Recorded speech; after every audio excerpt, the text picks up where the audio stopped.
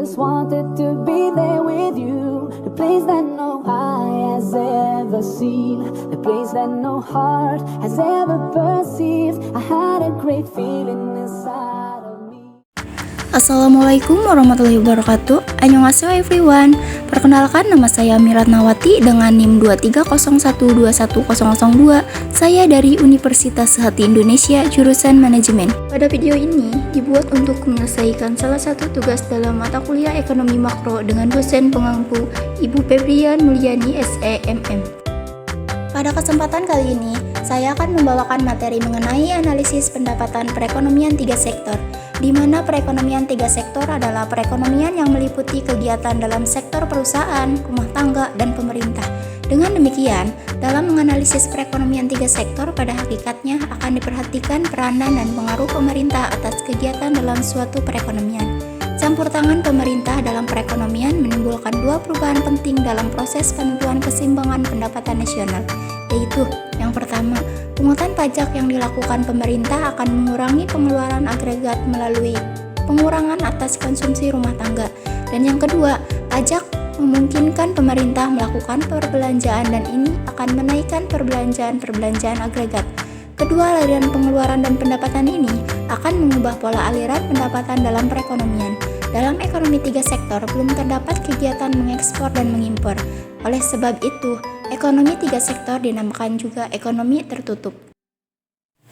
Bisa dilihat dari sini, pelaku-pelaku dari perekonomian 3 sektor sendiri yaitu terdapat dari perusahaan, pemerintah, dan juga rumah tangga. Bagaimana aliran pendapatan itu agar jadi di dalam pelaku-pelaku ekonomi? Yang pertama, yaitu dari perusahaan. Pembayaran sektor perusahaan itu dibagi menjadi 2. Yang pertama, rumah tangga dan juga pemerintah. Di mana pembayaran kepada pihak rumah tangga yaitu atas penggunaan faktor-faktor produksi yang diberikan oleh rumah tangga oleh perusahaan. Nah, pembayaran dari faktor-faktor produksi tersebut yaitu berupa upah, sewa, keuntungan. Sedangkan pembayaran terhadap pemerintah, perusahaan melakukan pembayaran atau aliran pembayaran terhadap pemerintah yaitu berupa pajak perusahaan. Pendapatan yang diperoleh rumah tangga itu sendiri yaitu diperoleh dari sisi perusahaan atas faktor-faktor produksinya dan sisi pemerintah.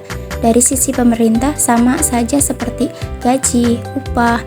Kemudian pembayaran dari sektor perusahaan tadi sudah kita jelaskan bahwa dia akan membayarkan kepada pemerintah dan juga rumah tangga sehingga pemerintah akan memperoleh 2 pendapatan dari sisi perusahaan dan sisi rumah tangga, yaitu berupa pajak perusahaan dan pajak individu. Rumah tangga akan memperoleh pendapatan dari perusahaan, di mana sudah memperoleh pendapatan yang digunakan juga konsumsi rumah tangga kepada perusahaan digunakan untuk membeli barang ataupun jasa. Kemudian dilakukan juga untuk tabungan dan tabungan ini akan dikelola oleh lembaga keuangan atau financial institution. Kemudian financial institution ini juga akan dapat mengalirkan tabungan yang sudah terkumpul semua untuk dipinjamkan kepada perusahaan sebagai penanam modal atau investor. Selanjutnya, pendapatan yang diterima oleh rumah tangga akan digunakan untuk 3 tujuan. Yang pertama, membiayai konsumsi yaitu C, ditabung yaitu S, dan membayar pajak yaitu T. Dalam keseimbangan berlaku persamaan, Y sama dengan C plus I plus G. Sedangkan tiap tingkat pendapatan nasional berlaku Y sama dengan C plus S plus T. Syarat keseimbangan, jika penawaran agregat AS, agregat demand AD dalam perekonomian yang tidak melakukan perdagangan LN AS sama dengan Y. Pertama, keseimbangan perekonomian 3 sektor. Penawaran agregat sama dengan pengeluaran agregat Y sama dengan AE atau Y sama dengan C plus I plus G. Kedua, pendapatan rumah tangga akan digunakan untuk 3 tujuan sehingga berlaku kesamaan berikut. Y sama dengan C plus S plus T. 3. Maka berlaku keseimbangan dalam pendapatan nasional sebagai berikut. C plus I plus G sama dengan C plus S plus T. I plus G sama dengan S plus T. 4. I dan G merupakan suntikan ke dalam aliran siklus dan S dan T merupakan bocoran sehingga keseimbangan ekonomi 3 sektor juga berlaku keadaan. Suntikan bocor dalam perekonomian 3 sektor Tercapai keseimbangan dalam keadaan sebagai berikut. Y sama dengan C plus I plus G. I plus G sama dengan S plus T. Jenis dan bentuk pajak. Jenis-jenis pajak yaitu yang pertama, pajak langsung. Jenis pungutan pemerintah yang secara langsung dikumpulkan dari pihak yang wajib membayar pajak.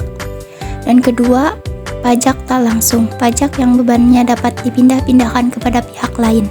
Pajak tidak langsung juga dapat didefinisikan sebagai perpajakan pada individu atau entitas yang pada akhirnya dibayarkan oleh orang lain. Dan bentuk-bentuk pajak pendapatan yaitu ada 3. Yang pertama, pajak regresif. Sistem pajak yang persentasinya menurun apabila pendapatan yang dikenakan pajak menjadi bertambah tinggi. Dalam sistem ini, pada pendapatan rendah, pajak yang dipungut meliputi bagian yang paling tinggi dari pendapatan tersebut. Tetapi semakin tinggi pendapatan, semakin kecil persentasi pajak itu dibandingkan dengan keseluruhan pendapatan. Dan yang kedua, pajak proporsional.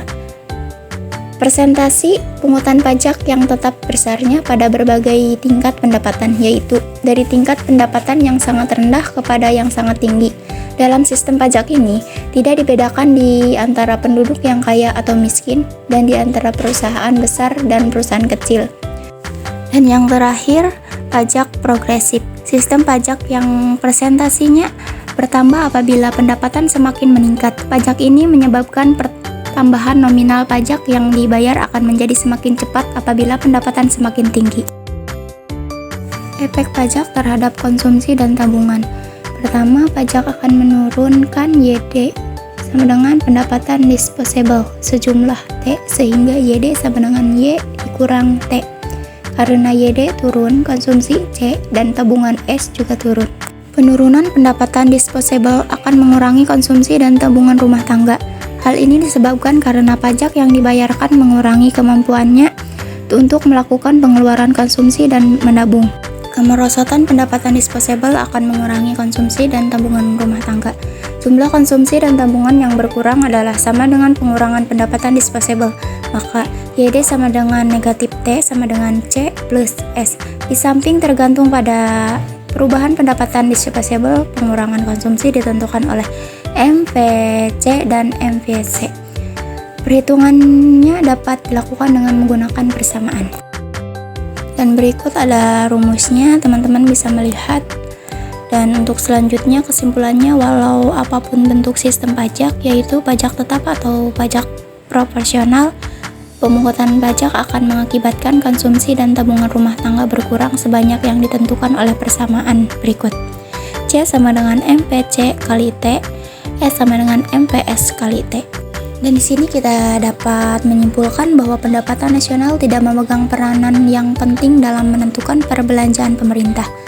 Dengan perkataan lain, pengeluaran pemerintah pada suatu periode tertentu dan perubahannya dari satu periode ke periode lainnya tidak didasarkan kepada tingkat pendapatan nasional dan pertumbuhan pendapatan nasional. Dalam masa kemunduran ekonomi, misalnya, pendapatan pajak berkurang.